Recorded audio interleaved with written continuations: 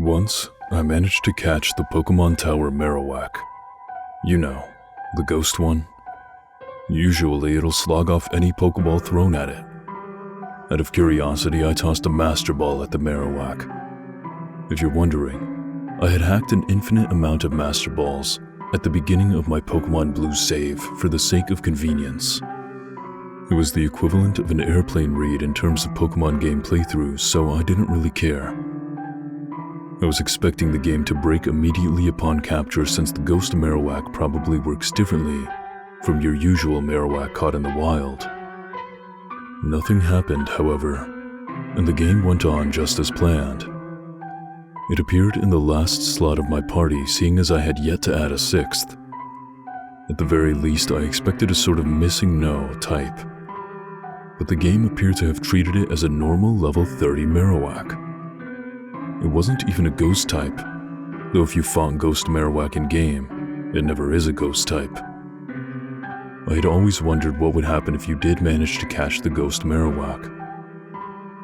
This all happened as Gold and Silver were being hyped for release, so I was only an innocent kid with an overused Game Genie.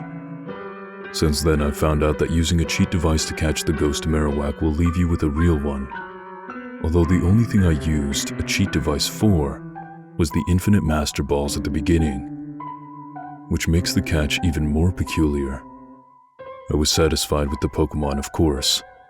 Nothing in particular happened, so I completed my business at the Pokémon Tower and went back to Lavender Town.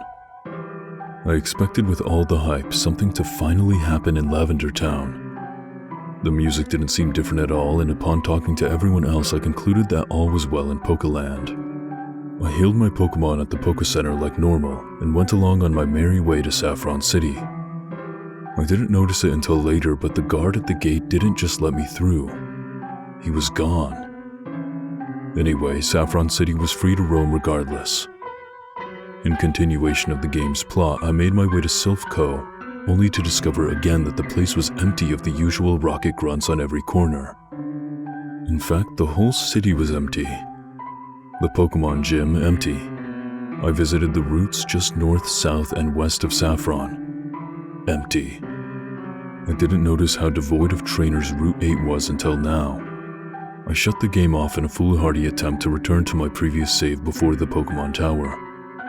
It sucked, because I was still in Celadon City.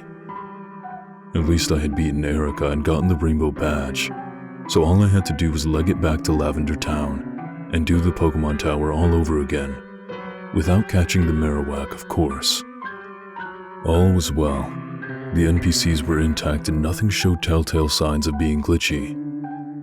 I accidentally walked into the grass on Route 7 in my haste to quickly finish the Pokemon Tower again. It was the usual Pidgey, only this time, I sent out the Ghost Marowak. What? I checked my party. Apparently every Pokemon had fainted except the last Pokemon in my party, which happened to be Ghost Marowak. My items were gone as well. The battle choices were fairly standard. Fight, Pokemon, item, run. I tried to run, but it wouldn't let me escape. I had no choice but to fight. Ghost Marowak had your standard moves: Growl, Bone Club, and Leer. Bone Club, being a ground-type move, could not hurt this Pidgey. When rolling through the move choices, I found that the cursor could select the seemingly empty move slot. I selected it. The game froze, the music fizzing out into that itchy static sound as if I just pulled out the game during play. I tried the game save again, this time checking my party before leaving Celadon City. My other Pokemon were knocked out cold, with the only healthy Pokemon being the Ghost Marowak. I checked its stats. Once again, typical Marowak. The only weird thing was its lack of a trainer name, a thing I didn't notice before. It didn't say question mark or anything. It was literally blank. Naturally, I went to the Poke Center to heal my fallen comrades. It didn't work. For one thing, it acted as if I only had one Pokemon. The other thing was that my other Pokemon were gone. My PC boxes were empty, and my first Pokemon was Ghost Marowak. I didn't know if this was some cruel programmer prank, but it couldn't have been a hack seeing as my mother bought the game from Toys R Us way back in 1998. Was it the fault of using a cheat device? Seeing as Pokémon Blue was always my sandbox game, Pokémon Yellow was my serious game. I trekked on into the wild blue yonder. Yes, that was a bad pun. I left the Poké Center. As far as I knew, all of Kanto was empty. Hell, the only thing constant must have been the cheery 8-bit music. Going back into the Poké Center wouldn't work and I would just hit a wall where the door should open. Pokemarts functioned like this too. Though I could get into every other building normally, I couldn't get back into Erica's gym since I needed to use HM Cut, which I no longer had, as my items went along with every Pokemon I had but Ghost Marowak. I should mention now that I never got a nickname prompt for Ghost Marowak. It's not wholly important, trust me.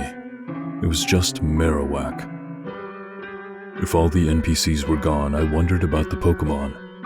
Once again, I ventured into the grass on Route 7. After a few eerie steps, a battle began. My opponent, a wild Cubone. I sent out the only thing I could, Marowak. Run was disabled, item was useless. I picked Bone Club. It was a one-hit KO, seeing as Marowak was several levels higher than Cubone. I returned to the overworld and took a step to get the hell out of that grass, only to immediately encounter another Cubone. I defeated the Pokemon as they came, finally making it out of the grass. I was only about 6 or 7 tiles in, but having so many wild Pokemon encounters one right after the other was just uncanny. I continued towards the western Saffron Gate until I managed to get into another wild battle, away from the grass. Cubone again, not surprising. This even happened inside the gatehouse. By the time I reached the eastern Saffron Gate that led to Route 8, Bone Club was down to 0 PP. With no items and no way to get into Poké Centers, the next battle I would have was interesting, to say the least. Anyway, it was another Cubone. It was only then I realized that each and every Cubone I had fought so far had the same level as the last. I already made the obvious connection of Cubone to Mother Marowak, but this revelation stung. I sent out Marowak again, feebly using Leer and hoping to just spam the moves I had left until I could only struggle. Leer lowered Cubone's defense accordingly. Cubone at last had a chance to attack back, but it couldn't. It was too scared to move. I checked Marowak's summary again. It was still a ground type. The battle would stall with Marowak using Leer or Growl and the Cubone being too scared to move. I was tempted to flick off the power and restart, but I let the battle drone on until Marowak could only use Struggle. Or at least, I had hoped it would have Struggle. I recalled the game-breaking blank move I used earlier, and used it. Marowak used Bone Club, oddly enough. There was no reaction or effect on Cubone, but Marowak apparently fainted. Suicide, I guess. Its HP bar and name disappeared, but its back sprite remained. There was a sudden sound as if Cubone fled, though nothing on the screen indicated anything was happening. Suddenly, Cubone's HP bar drained and it fainted. There were no message boxes saying either of the Pokemon fainted, but at last the battle ended. The screen turned black and I expected to be brought back to the start menu, but no dice. In fact, the game was hanging at this black screen. I waited a few minutes, if anything might happen.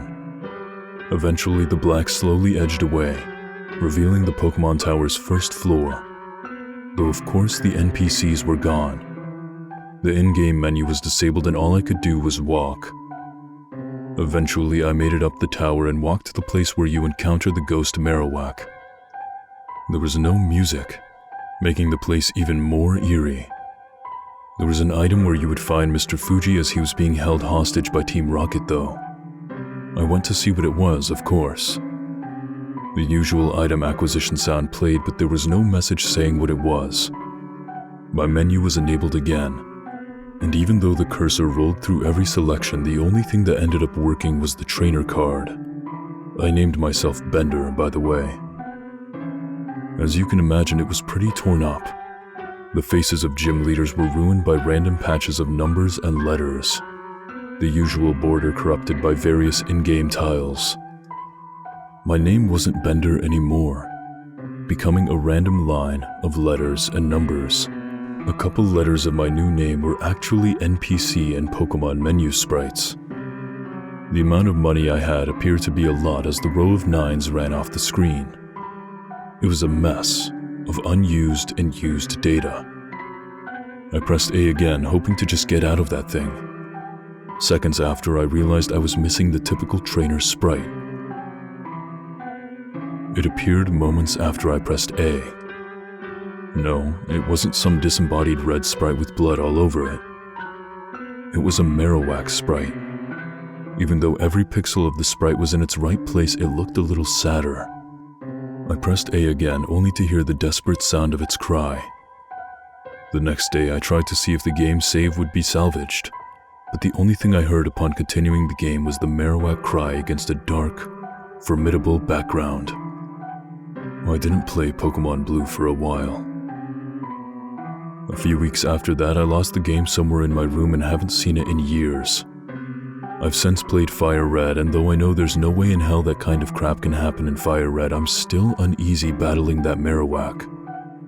Regardless of the newfangled everything that came with the remake, I can still hear the glitchy 8-bit loop of a Marowak in mourning.